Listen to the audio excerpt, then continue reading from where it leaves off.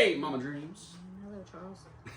Whoa, you used my government name. You use my government name, too. I said Mama Dreams. How's it feel, though? I mean, I felt like I was about to get in trouble if she'd have dropped the middle name then. Oh, buddy. Anyhow, welcome back to Chasing Dreams Homestead Dreamers. How y'all doing?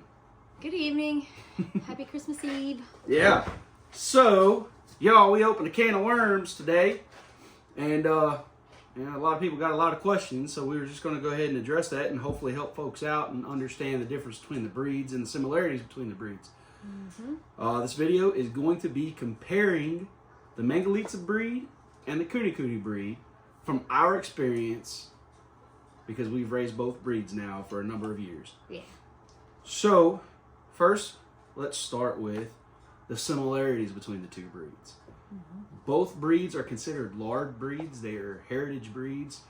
Both breeds have exceptional meat with exceptional marbling. They also have a whole lot of lard. A lard. A lot of lard.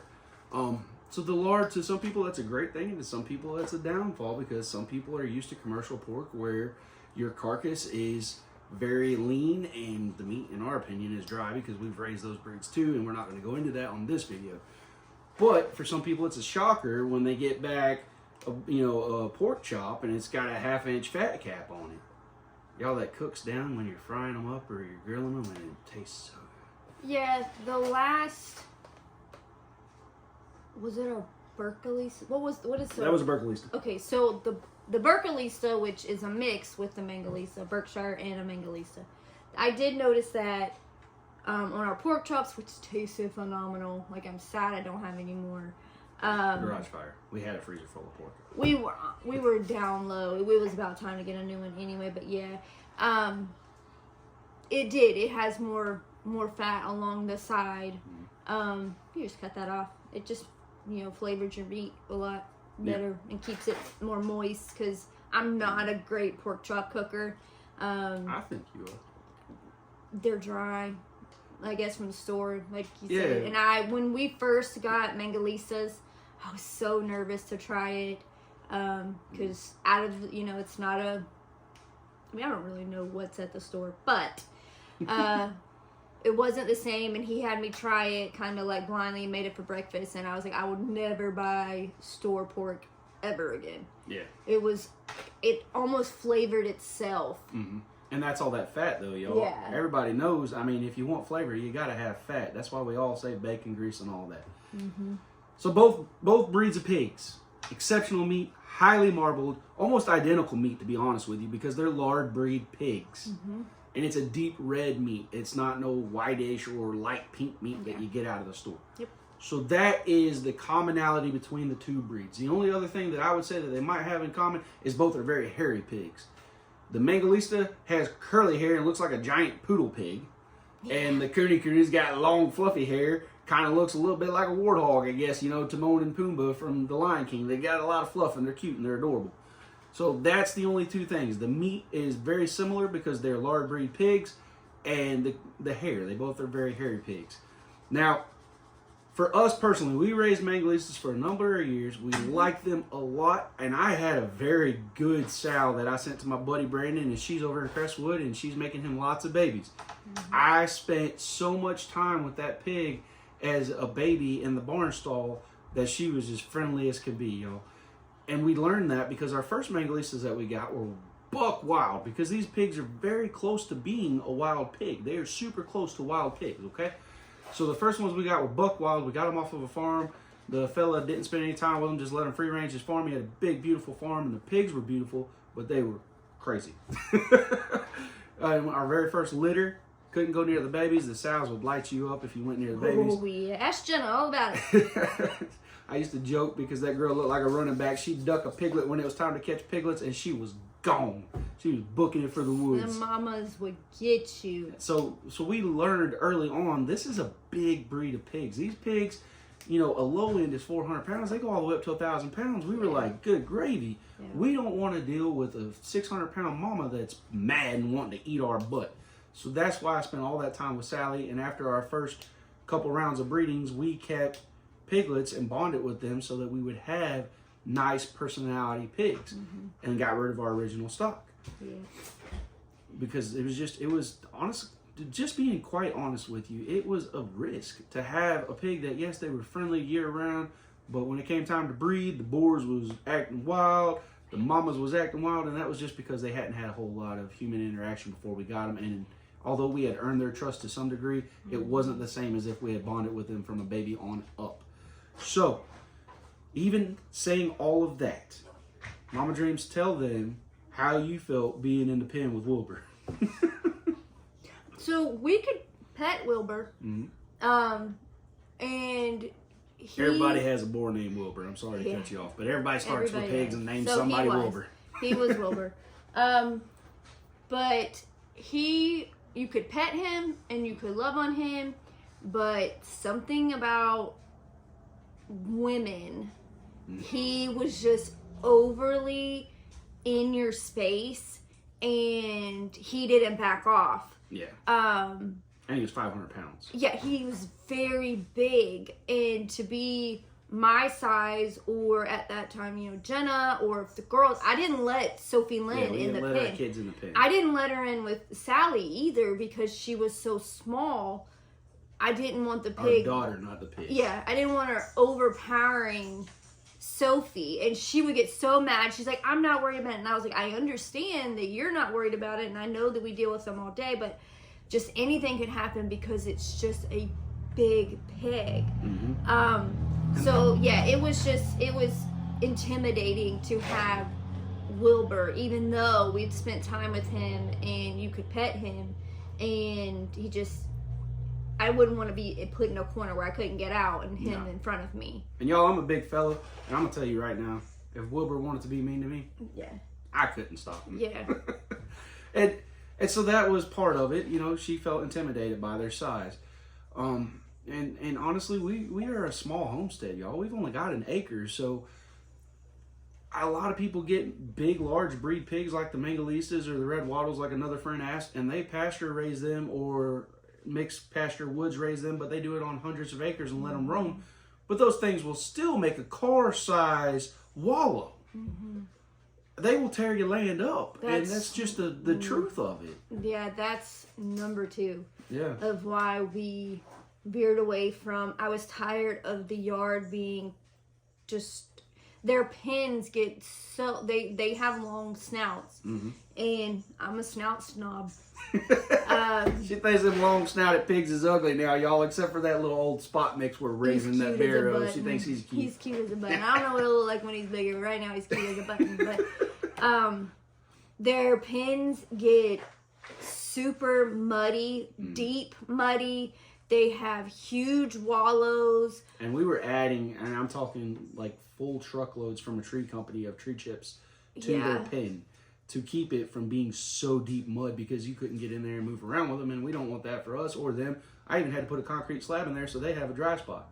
And they still get mud on it. Like, they still root the mud on it, and before, like, you would have to take the hoe and scrape the mud, because also, like, super messy eaters because of their long snouts. Like, it was too much to maintain. They are considered a docile though pig. They are more docile large breed pig, absolutely. Yeah.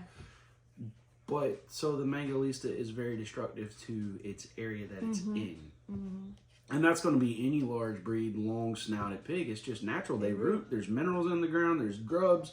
There's all kinds of things in the ground that they want, and they're going to go after them. So for us, it started to be something that we were paying attention to. And we're like, man, these dudes we love these pigs. As far as the meat's awesome. Our pigs' personalities at this point were great. We had great pigs. But I always stress to people, even if you think you got the best behaved animal, don't turn your back on it. Still be on your guard.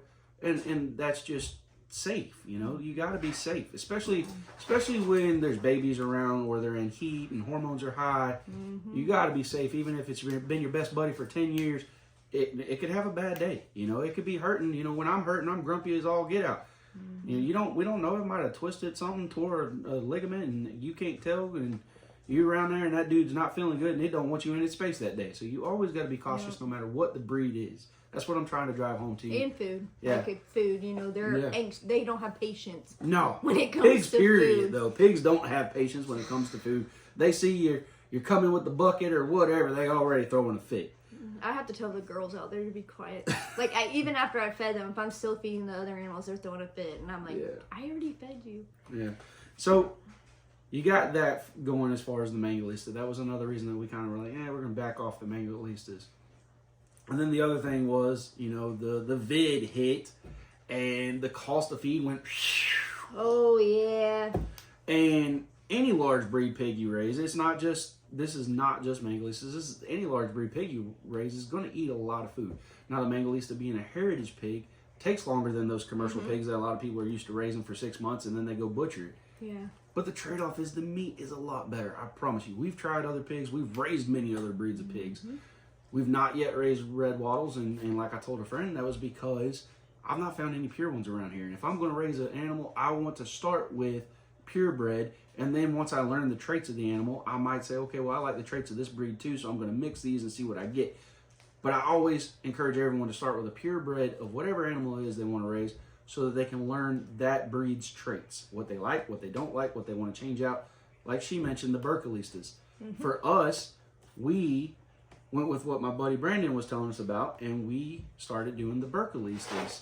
The Berkelistas are a Berkshire to a Mangalista, so you still get dark red marbled meat, but you get a little bit less lard. So we went that route for our large breed pig. Now, the Mangalista gilt that we got today, we got her to cross to the Berkelista boar we have. So we'll still have Berkelistas. We're not going back to purebred Mangalistas. For us personally, it's just, they're destructive. They intimidate her. They, cost a ton to raise them. Yeah, I'm not excited about having them back. Yeah. I mean, I understand why we're doing it, but yeah.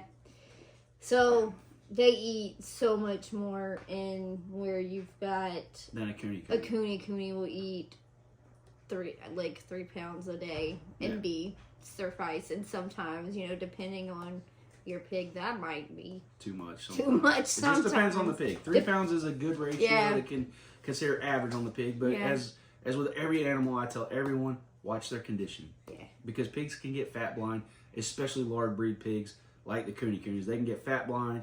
If they're obese, they're not very fertile. So if your goal is to make more bacon seeds, you don't want an animal that's too fat. There's so many reasons that you want to keep an eye on their condition and adjust your feed ratios as you need to throughout the year. So that is our breakdown on the Mangalistas. If we think of anything else, we'll bounce back to that. But right now, that's our breakdown and our experiences raising the Mangalistas, y'all. Now here's our number 1 favorite breed of pigs ever. Now I'm going to tell you right now, if I had a number 2, it would be the Mangalistas, just because of how awesome the meat is. And I really miss Sally. She was awesome. She was such a good girl. But anyhow, our number 1 favorite breed is the KuneKunes. Here are all the reasons we love the KuneKune. And then I'll tell you at the very end the reason we don't necessarily like everything about the KuneKunes and why we're also raising a large breed pig. So the KuneKunes, obviously they're adorable. I mean, if you're going to raise something, don't you want it to look good? I mean, they're so cute. I mean, they're adorable. It's just, they're fun. They're a joy to have. Again, we have a small homestead. Yeah. I recommend the KuneKune for any family that has children or that has a small piece of land, or you just don't want your land tore up. KuneKunes are the way to go. I've got several friends that have large pastures, and you don't see a wallow one. And in fact, our KuneKunes don't make wallows. We have to help them. Yeah. They'll try to root a little bit, and they might get about that deep, and that ain't going to make no mud for them. So we take a shovel and we dig it out a little bit better for them and wet it down and make them a wallow, especially during the summertime. So the KuneKunes are adorable. They're far less destructive than any breed we've ever raised. They truly do enjoy grazing a lot more than any other pig breed we've ever raised. Pigs will graze, yes. But the larger breeds do also really like to root. The KuneKunes are happy just being lawnmowers. They really are. One of the Kune breeders in Alabama, that's all his Kunes are on. Yeah. Because Alabama, luckily, they don't have our winters, so they have grass. They don't have the grass dieback like we do up here. So that's all he does. And his pasture is not just grass, though. He's got all kinds of different things mixed into his pasture so that they get a complete diet. But, dude, he doesn't have to give he gives his babies. He gives his piglets feed. But once he's got his keepers, he turns them out on pasture. If he says if they start looking thin, he'll give them some feed. But he ain't got to. His are really grazing. And I know that goes against a lot of what some of the folks in the, KuneKune Breed registries and different things will tell you that the KuneKune absolutely has to have feed. And in most cases, that's true. But in an area where they've got plenty to graze and it's a mixture of things to graze and there's enough protein, like he's got legumes in his field, they're thriving without the feed. So it just depends on where you're at. Us, unfortunately, up here in southern Indiana, we don't have that option. We have grass dieback. The winter is a real winter. It's not like Alaska winter or something, but it is a real winter. Things die back, so we just feed our pigs year-round at ratios so that we make sure that they get good food.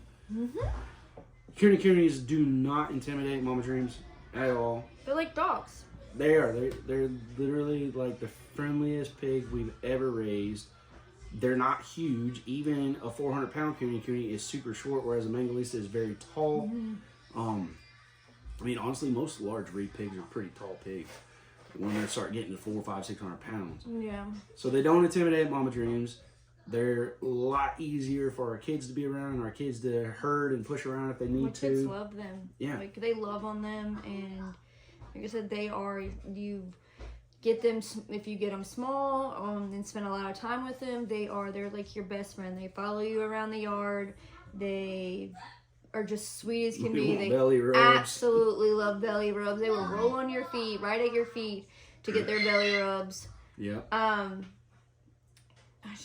They're non-destructive, really. And that overall, right there, even if it was none of the other stuff, just the fact that they're not tearing my stuff up, that's a win. I've got 2, now 3 in a smaller pen for the winter because of the housing, and other than where their water is, their pen is in great shape. There's not holes. It's not muddy. They have, other than their house, they have another dry area to go to, so they're not just sopping in the mud. Yeah, the pen doesn't turn to that mud soup that the other ones do.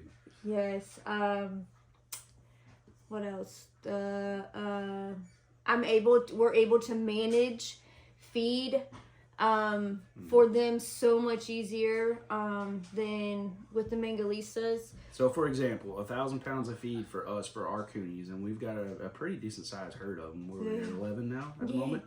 I think we're at 11 right now. 1,000 pounds lasts us a month, a little longer than a month. A little over a month. Whereas 1,000 pounds with 4 mangas was not lasting us a month at all, y'all. There's less waste because they do root it out with their nose, but it's not quite as bad as a longer snout. And then they act like a little vacuum cleaner and just munch on top of the dirt, sucking it up. They eat easier out of being bowl fed than larger snout pigs. Mine do so much better in a bowl. They were trained to their bowls. They're anxious and impatient sometimes, but they stay to their bowls usually when they get their individual bowls. I'm trying to think of what else. I don't know. I love them. I absolutely love them. I was kind of grumpy when he did bring the bigger pigs back. So here's the thing. We already have a Berkelista boar and a Berkelista gilt out there. Our friend is downsizing from her Mangalistas because they take so much.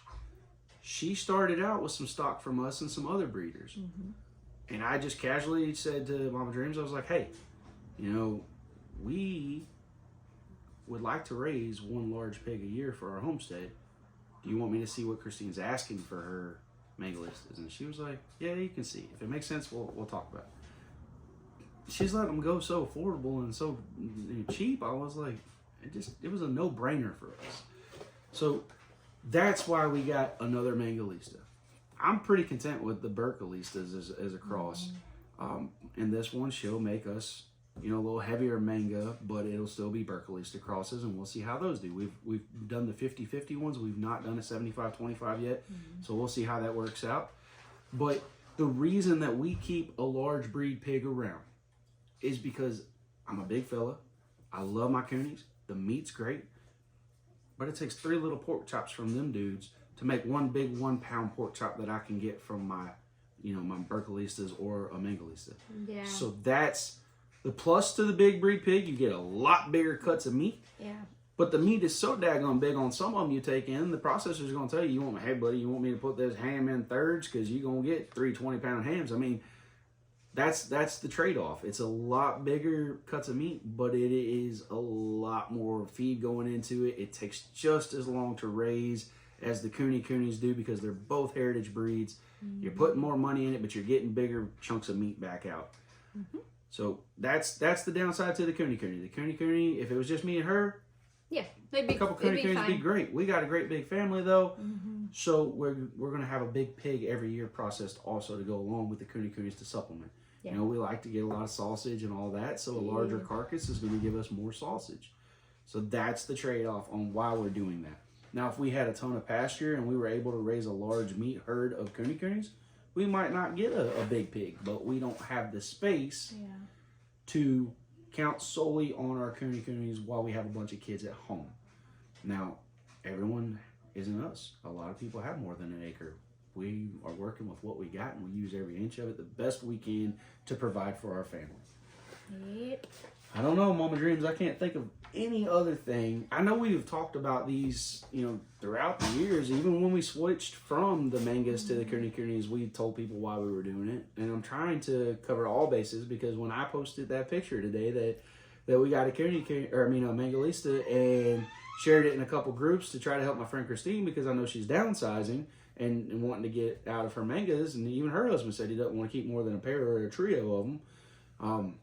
So I shared that, and then people were like, "Whoa, wait! Are Cooney's not better? You know, what's going on here?" I love my Cooney. And so we thought, you know what? Let's just make a video. Hopefully, this video will answer everybody's questions, because for us, number one is always going to be KuneKune. We've raised 8 or 9 different breeds of pigs, y'all, and KuneKunes have been our absolute favorite. Absolute favorite. Yeah, I will never not have KuneKunes, even if they end up being my pets. And so that's the other thing as far as the KuneKunes go. Like she said, you know, if you're looking at something as far as, you know, you want to raise it to sell it or any of that thing, like my friend's husband said, they're having a hard time selling their Mangalistas right now. You know, KuneKunes are always cute and people get them. And a KuneKune, you've got a different market that you opened up because people aren't going to get a Mangalista for a pet most times. You know, they're not going to get a big destructive pig for a pet. But they might get a little KuneKune because, like Mama Dream says, she loves them. They're awesome. So that's another thing to consider when you're looking at the breeds. But for us, as far as just for our homestead purposes, the KuneKune is the way to go. If you've got a small land holding, the KuneKune's meat is the same as the Mangalista, and it's worth the trade-off for the smaller cuts of meat. But we're able to diversify because we've got our old big meat pig pen, and so we just are growing a couple big meat pigs. We've got the Barrow, the old spot. We've never tried old spot before. We've got that little Barrow back there. We're going to plan to try him. Take him this spring. He's cute. And so I'm glad you said that. So we love all our animals and we treat all our animals really, really good because, I mean, I might be wrong, but I like to say that happy meat's the best meat because we take care of them. There's no stress hormones going on. There's none of that. They're happy. They're living a great life. And then bam. You know, it's a quick harvest. It's painless and it's done. So that's just where it's at for us, y'all. We're gonna try that Barrow in the spring, but we already had our Berkelista pair that we were raising up because we had just gotten the Berkelista boar from our buddy that got Sally. He was like, "Hey man, I got some boars. You want one?" I was like, "Well, it depends on what you want for it." And he was like, "I'll just give it to you because you gave me Sally." And I was like, "Oh, okay, we'll try it out to breed the gilt that we had kept off of our last Manga Berkshire cross."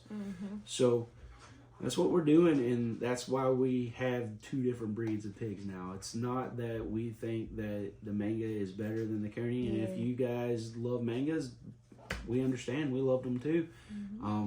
We just, the cons outweighed the pros for us as at as that to be our primary pig for our homestead. Yeah. So. I mean, we are over our limit really with coonies, but we are thinning our coonie herd in the spring. That was really hard. Like it is hard because we love them. They're such great characters, and I feel great about some of the people that are giving them homes. So I feel really good about that. But it's been hard.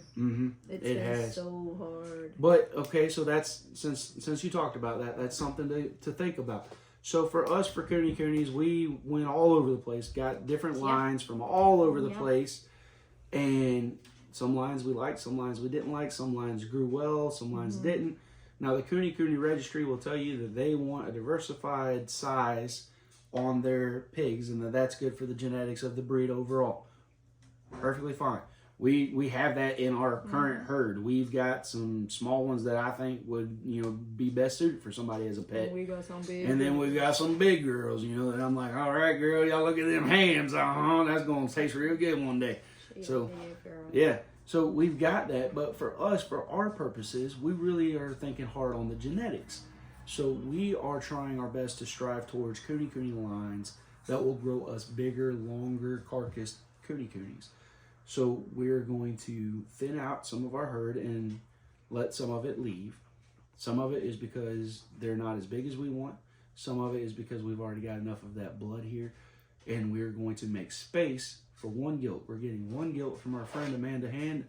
And that gilt is off of a female that was already 225 pounds by 12 months. So that's going to bring a larger carcass to our offspring, mixing that with our large boar that we've got out back, Clover. He's a big boy too, and he's that Falcone line. And his particular chain off of that line are growing big body carcasses. So we're focusing on the genetics of our KuneKunes, and that's something you got to learn, and it's something that you won't really be able to assess unless you've bred unregistered animals at your place for multiple generations and you've watched and you understand, okay, these over here are making me big babies every time. I'm going to keep breeding these, and you've got to really suss it out. Or in our case, and this is something we also really love about the KuneKunes, especially if you get registered stock, they're DNA profiled, so we know they're purebred and we know their pedigree. So I can be a chef. I can mix the pedigrees and I can say, okay, I know when I mix these lines, I'm getting this. When I mix these lines, I'm getting that. But I know which lines I'm mixing. I know the pedigree that I'm putting together. When you've got an unregistered animal, you don't know that unless you've just had that enough space that you've got several generations on your farm, and then you can learn your recipe. Yeah. So that's another pro to the KuneKunes. Now the Mangalista does have a registry at this point. I didn't really buy into it. I didn't get on board with that, so I don't know if they're doing DNA profiling or not. Maybe someone can look that up. But that's another thing as far as for us, pro to the KuneKunes, because we have registered stock KuneKunes. We know they're not the mixed ones that people are out here peddling and telling you they're purebred KuneKunes, and they're clearly not. And so that's one other thing. All these folks out here pushing pigs, calling them a breed that they're not, and not even just pigs, just animals in general. Yo, we see it every day, and most often I bite my tongue, she bites her tongue. We don't comment, we don't, we just let people do their thing, because we've put this out plenty of times. Know the breed. People are out here peddling mixed breed animals and telling you they're purebred, and I don't know if those people were lied to when they got their parent stock, or if these people are intentionally lying to you. I don't know. The best thing you can do is research a breed, learn the breed standard. Then you'll be able to evaluate whatever animal you're looking at and see if that is true to the breed standard. So if you learn the KuneKune breed, you will learn that these long anteater nosed pigs that are running around here ain't got hardly no hair on them that people are putting up as KuneKunes are not KuneKunes. No, but on that, like, there are some longer, not quite like a normal She's talking pig, like a snout but going from this to like this. She's not talking like that on a pug snout. Noses, yeah. like, yeah. No. So you do, I mean, look at that too, but just to make that aware that if you do see some, like, we have a couple that aren't. We have different. We have some that are like smooshed, and then I've got and some a little more. And me longer. personally, she likes the smoosh. She thinks it's super cute. Me personally, I like them to have a little bit of snout because I feel like they can breathe better. That's just me. I'm looking at it. If I'm breeding it, it's not just because it's cute. Yes, it's nice to look at it, and I'm just like, I got cute animals. Just like the goats. I love the Toggenburgs. I think it's a beautiful breed of goat. So I'm happy with it, and they're dual purpose. They're big, they provide meat, and they provide milk. So it's nice to, whatever you're raising, to also find aesthetically pleasing. But I also look at the health part, too. So for her, it's all, oh, it's real cute. I'm looking, he does other stuff. So that's fine, because we offset each other. Yeah. Like, he knows. So even if I think it's cute, he can, it's cute, but we're going to have problems. Just like I would love a mini cow. Yeah. But they're more health. Yeah, all the mini stuff. I don't know what it is about Americans. We get animals and we just think we ought to shrink them down as small as possible, and that's just going to make them the best pet ever. I don't understand it. We ruin so many animal breeds. It's crazy the things we do. It's cute. Yeah, because we think it's cute. But it ends up developing all these health issues and vet bills and heartache, because then your animal that you spent a lot of money and you saved up hard for and you got it is now costing you a lot of money at the vet, and it might die on you, and you're like, but I always liked it because it was so cute. That's just, it seems to be an American mentality, though. We do this with everything. I mean, I'm sure you guys have seen the Merle in every dog out there in the world now. Merle is a color that no dog really had, but like 2 breeds, and now every dog has Merle. And I personally think Merle is a good-looking pattern, but in some dogs, it causes health issues, blindness, and all kinds of other stuff. Crazy. Yeah. So that's just what we do, though, as Americans. We have a tendency to breed things that we think are just cute or profitable, I guess. I don't know. But for us, we don't do that. We're trying to breed healthy animals that are going to fit our homestead's goal and that are going to live a long, successful life. Because let's face it, if you're going to invest your time in something, you want it to last. I don't know, yo. I don't know if I've forgotten anything. I think I've covered it all. I think so. Yeah. So, overall, mangas are more destructive. Yeah. Mangas are intimidating. Mangas cost more to feed, but they give you a big old pork chop. And they taste good. They taste really awesome. Good. Kune's taste awesome. They're adorable. They're not that destructive, and they don't cost as much to feed, but they give you a little old pork chop. Pork chop, yeah, they do. I think, like, we made a pack of 6, and I'd eat 2. 2 to myself, and of she one doesn't pork eat chop, big I meals. eat regular pork chop. I just eat 1 pork chop. So Yeah. it is. The size does make a difference in what you get for your family, and it's whatever works for your family. You know, if you were an older couple or you were a family with kids, you know, especially small kids, younger kids, I would definitely recommend the KuneKune over the Mangalista. Oh yeah. Just because it's more manageable size-wise. It's a lot more manageable. But that's our input, that's our experience, and that's our opinion. Everyone has them, and we're just sharing our knowledge about it with y'all. Yeah. Hopefully that answered all your questions. If you got any other questions, feel free to drop them in the comments or email us at chasingdreamshomestead@gmail.com. And as always, y'all, till next time. Keep dreaming.